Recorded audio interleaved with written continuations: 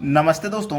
आज मैं आपको कैलेंडर के सवाल सिखाऊंगा। कैलेंडर रीजनिंग का सबसे इंपॉर्टेंट चैप्टर है। तो चलिए स्टार्ट करते हैं। पहला सवाल है, यदि किसी महीने की 5 तारीख को मंगलवार पड़ता है, इसी महीने की 25 तारीख के 5 दिन पहले कौन सा दिन पड़ेगा?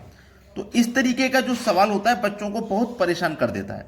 देखिएगा, उसने बोला है 5 तारीख को मंगलवार है, 5 तारीख को मंगलवार है, ठीक है, 5 तारीख को मंगलवार है। फिर उसने बोला है कि उसी महीने की 25 तारीख के 5 दिन पहले।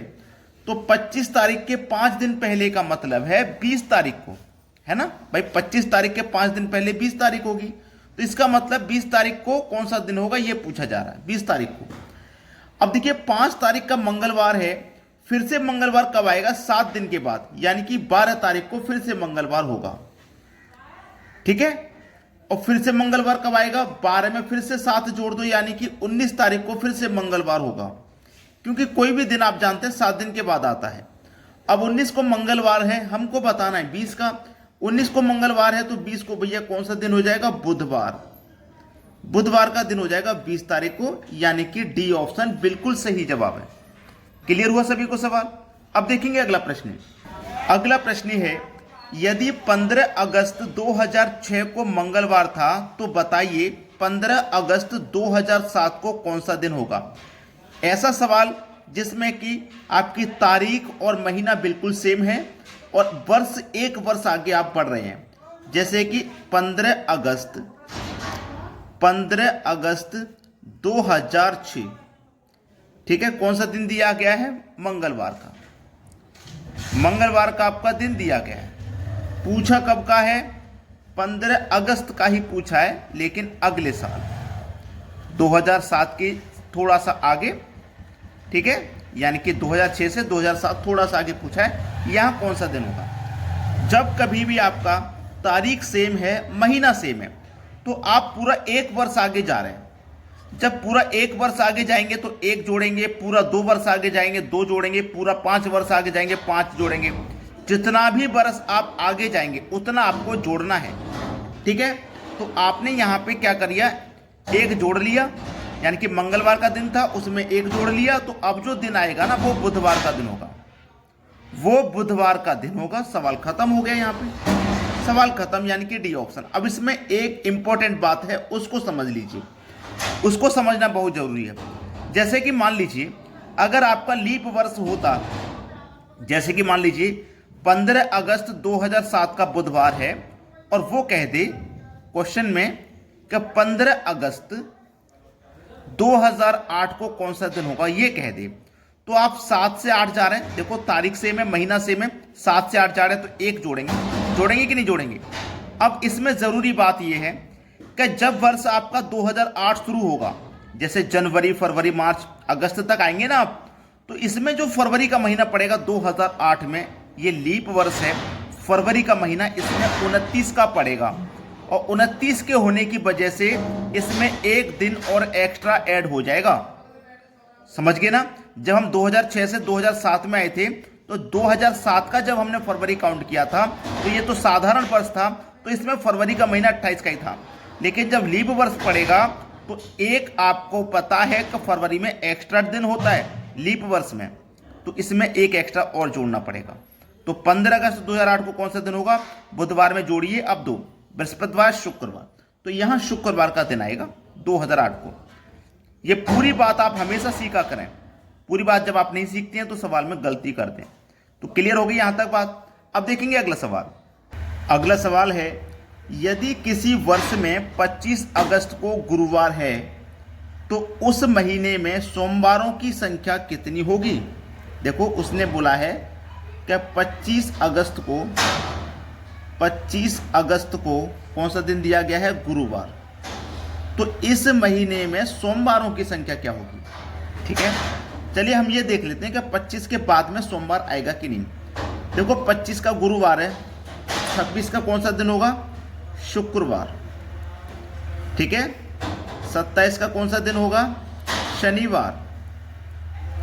और 28 का कौन सा दिन होगा? रविवार, ठीक है। और 29 का कौन सा दिन होगा भाई? 29 का होगा आपका सोमवार। ठीक है, 29 का सोमवार होगा। अब हमसे सोमवारों की संख्या उसने पूछा कितनी है। हमारा देखो लास्ट में, इस महीने की लास्ट में 29 तारीख का हमारा सोमवार है, 29 तारीख का, ठीक है, सोमवार यानी कि मंडे है।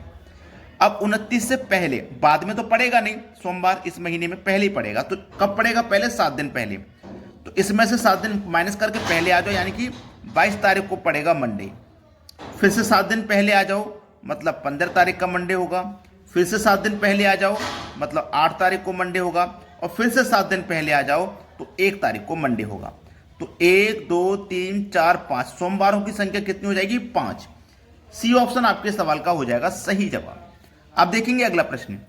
अगला सवाल, यदि वर्ष 2016 का प्रथम दिन शुक्रवार रहा हो तो अंतिम दिन क्या होगा? बहुत अच्छा सवाल। देखो, वर्ष 2016 क्या है? एक लीप वर्ष है। ये एक लीप वर्ष है जिसमें कि फरवरी का महीना 29 का होगा। ये बात आप ध्यान रखना, ठीक है। तो उसने बोला प्रथम दिन शुक्रवार है। प्रथम दिन का मतलब है 1 जनवरी। वर्ष का प्रथम दिन 1 जनवरी। कौन सा दिन है उस दिन? शुक्रवार। उस दिन शुक्रवार है, ठीक है। अब देखिएगा, इसमें एक बात हमेशा याद रखना, जो फर्स्ट डे होता है, जो हमारा फर्स्ट डे होता है वही हमारा लास्ट डे भी होता है। यानी कि 31 दिसंबर को, 31 दिसंबर को भी शुक्रवार ही होगा, है ना, शुक्रवार ही होगा। लेकिन ये 2016 एक लीप वर्ष है जिसमें एक दिन एक्स्ट्रा है, फरवरी वाला। तो इसमें क्या करोगे आप? शुक्रवार में एक जोड़ दोगे तो 31 दिसंबर को शनिवार पड़ेगा। अगर साधारण वर्ष होता ये, जैसे मान लीजिए 2016 की जगह 2015 होता तो 2015 होता, ठीक है। तो 2015 होता ना, तो जो दिन आपका लास्ट है, जैसे शुक्रवार है, जो जनवरी का प्रथम दिन शुक्रवार है, तो लास्ट का दिन भी शुक्रवार ही होता, क्योंकि इसमें लीप वर्ष नहीं है, एक दिन एक्स्ट्रा नहीं है। जो फर्स्ट डे वही लास्ट डे, जो वर्ष का फर्स्ट डे होता है वही लास्ट डे होता है। लेकिन जब लीप वर्ष होता है तो जो फर्स्ट डे होता है उसके अगला लास्ट डे होता है, जब लीप वर्ष होता है। तो यहां शनिवार आपका सही जवाब है, पहला ऑप्शन। अब देखेंगे अगला सवाल। अगला सवाल है, लीप वर्ष में 366 दिन होते हैं। यदि इस वर्ष 1 जनवरी को मंगलवार है तो इस वर्ष कुल कितने बुधवार होंगे? देखो, लीप वर्ष में कितने दिन होते हैं भैया? 366 दिन होते हैं।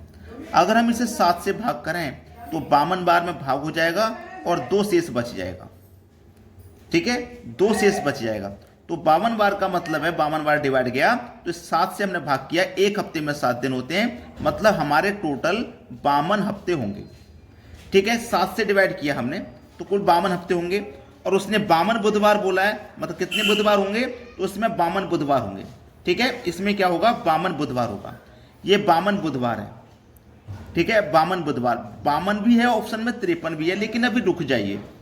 52 भी है और 53 भी है, अभी रुक जाइए, ठीक है। चलिए, अब उसने क्या बोला है, प्रश्न को पूरा पढ़ें। 1 जनवरी को मंगलवार है। देखो, 1 जनवरी को बोला था उसने कि मंगलवार है भाई, 1 जनवरी को मंगलवार है। और हमारे पास अभी 2 शेष बचा है, इसको मत भूलना।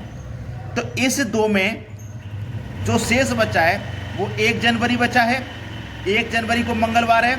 और इसके बाद जो दूसरा जनवरी पड़ेगा, 2 जनवरी को फिर कौन सा दिन हो जाएगा? मंगलवार के बाद बुधवार हो जाएगा। तो 1 बुधवार आपका यहां से आ जाएगा। तो 52 तो पहले से हैं, यानी कि टोटल 53 बुधवार आपके होंगे, ठीक है, टोटल 53 बुधवार होंगे, यानी कि डी ऑप्शन। क्लियर हो गया ना सभी को सवाल? अब देखते हैं अगला प्रश्न। अगला सवाल है, यदि एक साधारण वर्ष में 17 जनवरी को सोमवार पड़ता है तो उसी वर्ष में 19 जून को कौन सा दिन पड़ेगा? अच्छा सवाल है। देखो, 17 जनवरी, सबसे पहले जनवरी लिखो, फिर फरवरी, फिर मार्च, फरवरी, मार्च, अप्रैल, मई और ये जून, ठीक है। अब देखो, 17 जनवरी बोला, जनवरी का महीना होता है 31 का, जिसमें से हम 17 को माइनस कर देंगे तो 14 बचेंगे। तो जो बचे हुए दिन है वो लिखिए यहाँ। फरवरी में कितने पड़ेंगे? फरवरी में वर्ष नहीं दिया गया, साधारण है या लीप, तो आप साधारण ही लेंगे, 28, ठीक है। मार्च में 31, अप्रैल में 30, मई में 31, जून में 19 बोला, 19 तक जाइए आप। सबको जब आप जोड़ेंगे तो 153 आ जाएगा और फिर इसको 7 से भाग करेंगे तो ये 21 बार में भाग हो जाएगा और 6 आपका शेष बच जाएगा। ठीक है, अब 6 शेष बच गया ना। जब 6 शेष बच गया, हमारे पास कौन सा दिन था भाई? सोमवार का दिन था। सोमवार में 6 जोड़ दो, 1 2 3 4 5 6। तो सोमवार के बाद मंगलवार, बुधवार, गुरुवार, शुक्रवार, शनिवार, रविवार। तो कौन सा दिन हो जाएगा भाई? रविवार का दिन हो जाएगा। पहला ऑप्शन सवाल का सही आंसर है। वीडियो देखने के लिए आपका बहुत बहुत धन्यवाद।